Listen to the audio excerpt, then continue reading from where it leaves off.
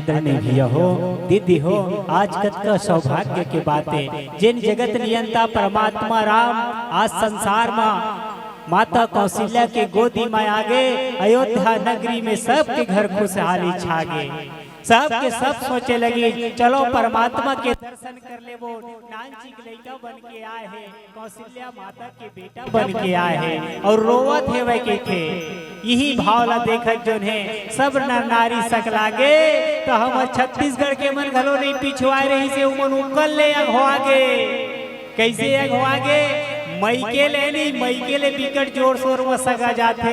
सबके सब सोचते ए वो प्यारी दीदी, ए वो प्यारी दीदी काहे वो चलना जाबो कहा वो तो नहीं जाना चो दुनिया भर के जाके इकट्ठा हो गए है कहा तो राम भाचल देखे बार तो तय काबर पछवा चल तो हुआ दुलारी के थे मैं मुड़कान नहीं कोरे अभी वो अतः का मुड़कान लाल बाजार में सब पेट लेना ऐसे कही राह राह रगोड़ ले की झमागोरन नहीं धीरे धीरे रेंगा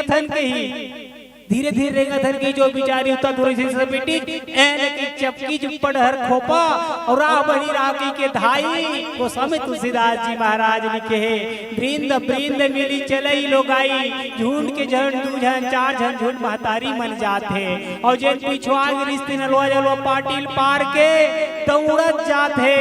कैसे दौड़त जाते? सहज सिंगार किए उठी धाई दौड़त जात बिचारी हवा पछवागे के तो चलो हो मन मानस गान आवत यात्रा करत भागत जाओ नो भगवान के दर्शन करे बर है नी।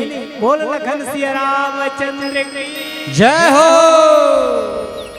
अगर आपको हमारा ये वीडियो पसंद आया हो तो लाइक, कमेंट और सब्सक्राइब ज़रूर कीजिए।